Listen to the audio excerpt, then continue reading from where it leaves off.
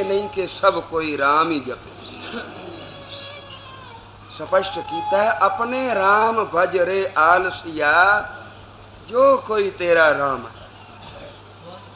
किसे दा राम कोई, किसे दा कोई, पर जेड़ा भी जिसदा राम है उसनू जरूर जपे। मन ला के जपे और संगत विच बह के जपे। अपने राम भज, जहां जहां जिसकी लगन है तहां तहां तिसका राम। 10 बच्चे खड़ोते होवन, 10 नूं के वारी कह दईए भाई अपने पिता दे आखे लग्या करो। पिता 10 दा अपना अपना है, सारियां दा इको नहीं, पर जेड़ा एक उपदेश कर देता है भी अपने पिता दे आखे लगना, ये सारियां नूं साझा। तो आखे अपने राम भज, भाई अपने राम नूं जो तेरा अपना है। और कितनियां माइयां बैठियां ने, जे एक बारी कह दईए अपने पति की सेवा करया करो, तो जो जिसदा पति है उसने उसे दी सेवा करनी। तो अपने राम भज रे आलसिया, आलस ना कर। राम जपण वेले आलस न आवे। अपने राम भज रे आलसिया, कोई राम ना भजे, अपने परमेश्वर नू ना जपे, गुरु दे चरना विच हाजिर ना होवे ते आखे मैं होर कर्म कर लवां। तो आखिया गया पिंड भरता, गया तो जाके पिंड भरा दियो जी, इसकी कल्याण हो जाएगी। साहब आखदे ने नहीं होएगी। जो अपने राम तो बेमुख हो के मरे है, उसकी कल्याण किवें हो सकती। ताइए कबीर ने आखिया, कहो गुरु गज शिव सब कोई जाने, कहो गुरु गज शिव सब कोई जाने, मुआ कबीर रमत श्री राम में। कि कबीर अपने राम नू जपदा मोया भी तुसी मेरे गवाह हो ना। अपने राम नू जपना जेड़ा जिसदा राम है। कबीर ने सोचा भी बनारस विच आके मर जाना सब कोई समझदा है बई सीधा बैकुंठ नू गया। जो कोई शिवपुरी विच मरेगा स्वर्ग नू जरूर जाएगा। शिव जी ने वरदान दिता होया है, ते आम लोकी इस गल ते अखां मीट के तुर पए हन। नाम कोई जपदा नहीं, जरा इन्हां नूं सोझी तां पा दे। माणी विच भी साहिब ने आखिया, मनो कठोर मरे बनारस, नरक न बाचिया जाए। मन दा होवे कठोर, जिसदा मन टलिया नहीं, ते मन जद भी टलेगा अपने गुरु दे बचन सुन के ही टलेगा। मनो कठोर मरे बनारस, नरक न बाचिया जाई। मन दा होवे कठोर ते मर जाए बनारस विच आन के, ओ नरकां तो बच नहीं सकदा। शिव जी ने बावें वर दिता होया भी मेरी पुरी विच कोई मरेगा स्वर्ग नू जाएगा, पर आखिए मन दा कठोर, शिव जी दा वरदान दिता होया भी उसनू नहीं लगेगा। ते हर का संत मरे हड़ंबे। परमेश्वर दा होवे संत कोई प्यारा, नाम जपण वाला ते मर जाए हड़ंबा धरती ते, कठोर धरती ते, उस धरती ते जिथे सारी उम्र कसाईयां ने जीव घात कीते हैं। कि ऐसी कठोर भूमि ते कोई रब दा प्यारा आखिर ते श्वास दे गया और जप रहा सी श्रीवार, तो सिर्फ कला नहीं तरेगा। हर का संत मरे हड़ंबे, आखे सगली सैन तराई। ये हड़ंबा धरती नेड़े ही है। साढ़े पासे भी हड़ंबा धरती आखदे सन। हड़ंबा धरती जिथे सज्जन ठग होया, कठोर धरती। इस पासे कोई मुंह करके नहीं सी तुरदा भी जेड़ा सज्जन दे वस पै गया वो फिर जानो गया, जानो गया ते फिर जहानो गया। बाबे ने जिस वेले रुख कीता सज्जन दी कठोर धरती वल, मर्दाने आखिया पातशाह इधर जे मुंह करके तुरदा ते अगों इंज जापदा जिवें अग पई बलदी होवे। शेख आउंदा है हां मर्दाने, कठोर धरती है, हड़ंबा धरती तुलंबे वलदी।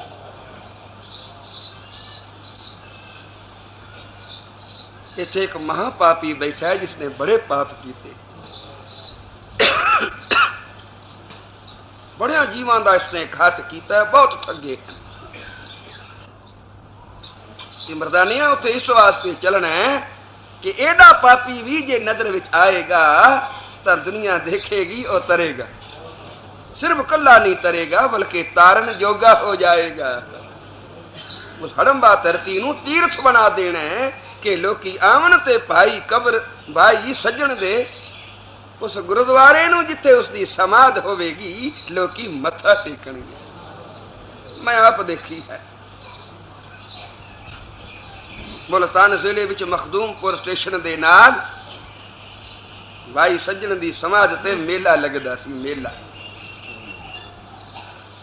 जपन वाला जो हो गया तो हर का संत मरे हड़ंबे सगली सैन तराई। कबीर दा अंत वेला सी, सेवक सारे रो रहे सन, कोई सानू सेवा बख्शो, कोई हुक्म दिओ, तुसी हुण जा रहे हो, कोई साडे कल्याण दा सानू उपदेश करो, असी किवें तरांगे। कबीर ने आख्या फिर मेरा एक बचन मान लो। केड़ा? मेरा मंजा चुक लो, इस काशीपुरी तो मैनू बाहर लै चलो, उस हड़ंबा धरती ते लै चलो जड़ी थां ऋषि दी सरापी हुई है। शिव जी ने जदों शिवपुरी बनाई, काशीपुरी बनाई, वरदान दिता भी जो कोई इत्थे आन के मरेगा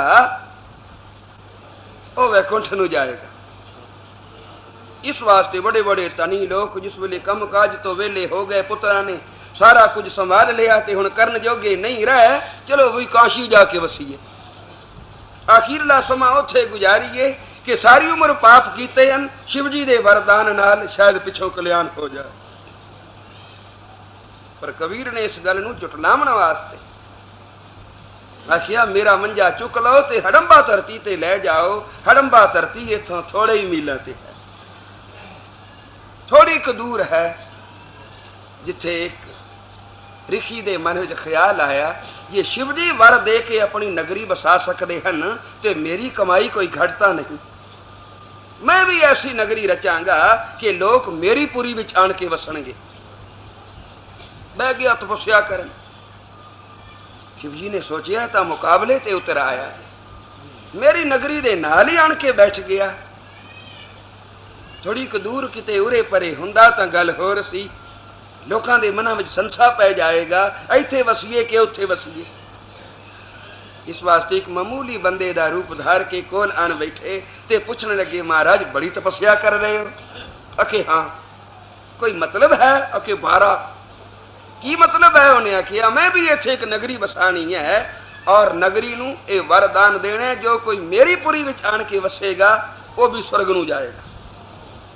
आज बड़ा बल है, बड़ी तपस्या कर रहे हो, बड़ा वरदान देने की इच्छा है, पर झटवाद मुड़चा पूछया महाराज जो तुहाडी पुरी विच इत्थे आन के मरेगा वो किथे जाएगा? उन्हें आखिया तू भी भाई बड़ा कोई मूर्ख है, बार बार पूछना किथे जाएगा। मैं जो कह दिता भी जो कोई इत्थे मरेगा वो वैकुंठ नूं जाएगा, स्वर्ग नूं जाएगा, कोई लोड़ नहीं जप दी, कोई लोड़ नहीं तप दी। मैं इतना जप तप किया है कि मेरे वरदान नाल जो कोई इस मेरी बसाई पुरी विच मरेगा वो वैकुंठ नूं जाएगा। थोड़ी देर बाद शिव जी ने मुड़चा पूछया महाराज मैनू भुल गया वो किथे जाएगा मर के? फिर कह दिता भाई वैकुंठ नूं जाएगा, स्वर्ग नूं जाएगा। ते झट बाद मुड़चा पूछया महाराज वो किथे जाएगा? शिव जी नूं बार बार पुछदियां वेख के ऋषि नूं गुस्सा आ गया ते कहंदा ओए नरका नूं जाएगा, होर किथे जाएगा? उन्हें आख्या बस महाराज तुहाडे मूंहों यही कहाना। तो सरापी धरती उत्ते कोई भी मरना नहीं चाहता, क्योंकि ऋषि ने दिता होया सराप जो कोई इत्थे मरेगा वो नरक विच जाएगा। ओनू आखिया हड़ंबा धरती। ते अंत वेले कबीर ने आखिया मेरा मंजा चुक लो, मैनू उस हड़ंबा धरती ते लै चलो, क्योंकि मैं उथे जाके मरना चाहता।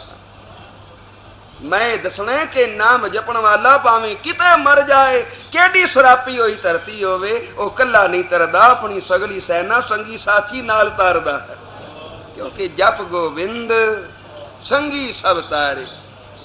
जप गोविंद संगी सब तारे, बहुत नाही पंच बटवारे।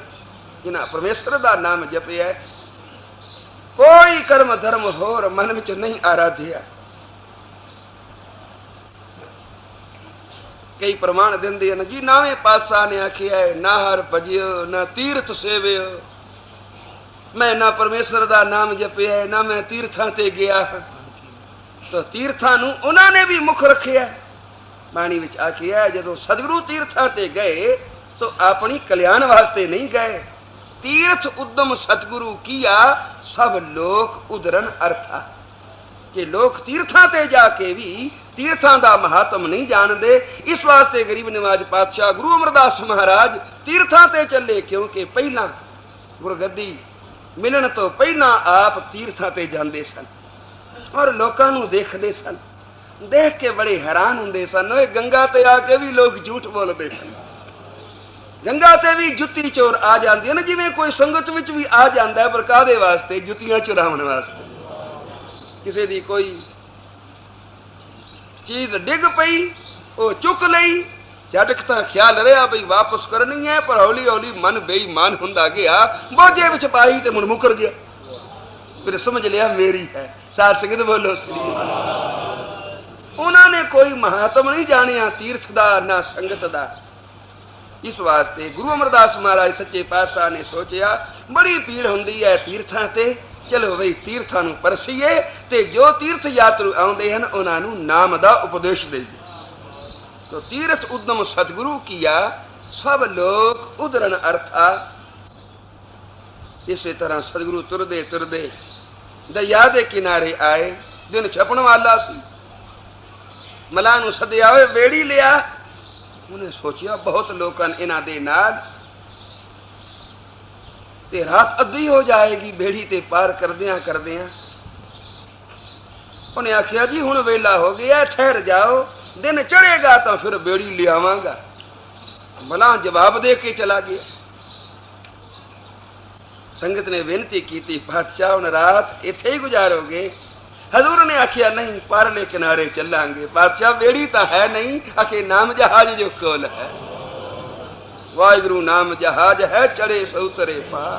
आ जाओ मेरे पीछे, पर कोई रसना के खाली ना होवे, जो कोई आवे ओ जपदा आवे। सारे ही जपदे जपदे पार हो गए। पारले किनारे पहुंचे। मलाह बड़ा आश्चर्य, पानी इतना रोड वाला और इतना डूंगा, ये सारे तर के आए नहीं, तुरदे आए हैं और इन्हां दे गिट्टे तक पानी रहा मसा। ये तां कोई बड़े करनी वाले हैं, बड़ी करामात वाले हैं। दुहाई पै गए। राजा सुन के आया, चरणा ते मत्था टेकिया, बेनती की उस जी कोई सेवा बख्शो। सच्चे पातशाह ने आखिया सेवा करेगा? आखे हाँ। तो फिर जेड़ा भी कोई इस घाट ते आवे उस तो मसूल ना लिया जाए।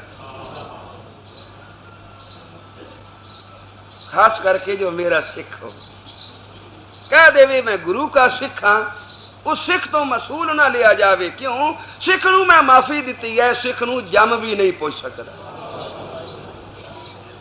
जम दूत तिस निकट ना आवे, साध संग हर कीर्तन गावे। सतसंग विच आके जो हरि दा कीर्तन गाउंदा है, जम दूत भी उस नूं नेड़े आण के पुछ नहीं सकदा भी तेरा टिकट।